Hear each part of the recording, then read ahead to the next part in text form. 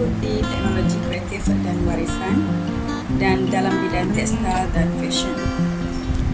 Di dalam video saya ini, saya ingin membentangkan tentang tajuk kajian tesis saya, iaitu inovasi pakaian pengantin muslimah dengan menggunakan kain batik tempatan.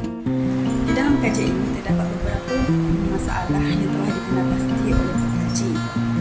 Yang pertama adalah rekaan pakaian pengantin pada masa kini tidak mengikuti tuntutan Islam, di mana ianya membentuk tubuh badan.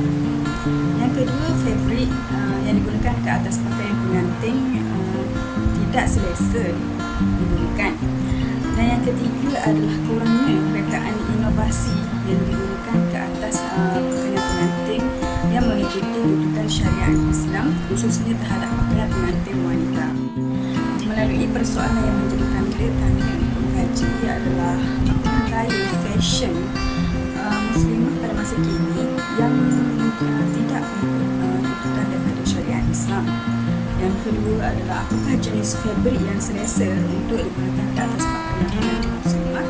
Yang ketiga, bagaimanakah rekaan pakaian pengantin muslimah dapat diinovasikan namun masih mengikut tuntutan syariat Islam, khususnya terhadap pakaian pengantin wanita. Melalui objektif kajian saya ingin menghasilkan gaya fashion muslimah pada masa kini yang mengikuti tuntutan syariat Islam.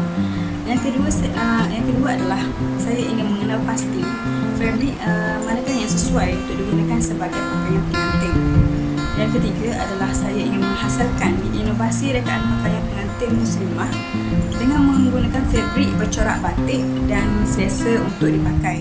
Di dalam kajian ini, saya telah menggunakan dua kaedah metodologi, iaitu kaedah kuantitatif dan juga kualitatif. Melalui kaedah kuantitatif, saya telah meletakkan beberapa rekaan desain pakaian pengantin saya ke dalam media sosial, iaitu di dalam Facebook, di mana saya bertanyakan umum kepada semua masyarakat untuk membuat undian pilihan yang paling banyak, pakaian manakah yang sesuai untuk dijadikan sebagai pakaian pengantin muslimah. Melalui kaedah kualitatif ini, saya telah menggunakan kaedah visual, pemerhatian dan juga kajian lapangan.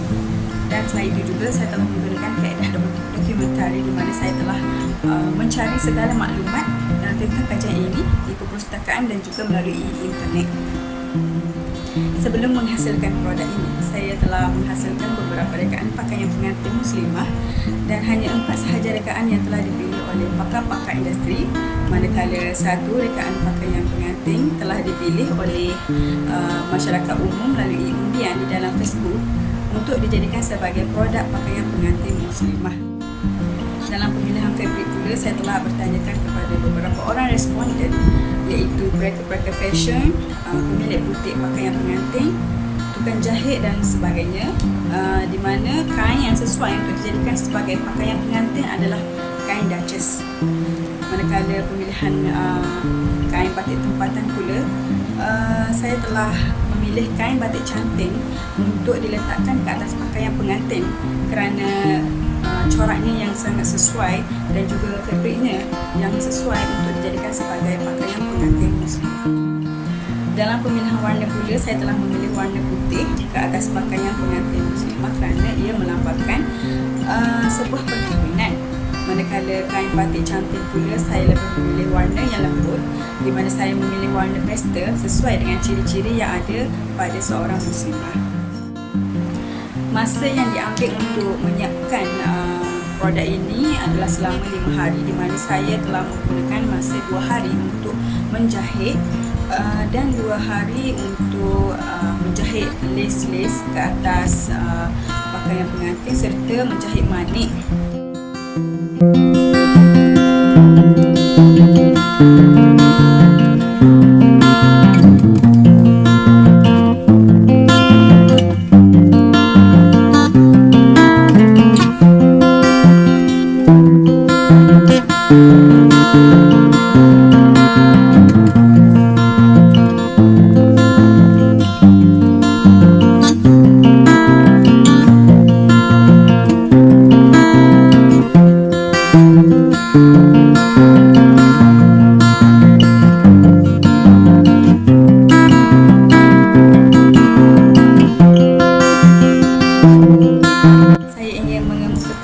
cadangan, iaitu kepada mereka-mereka fashion yang ada di Malaysia ini, supaya mereka seharusnya menghasilkan pakaian pengantin muslimah mengikut tuntutan daripada syariat Islam.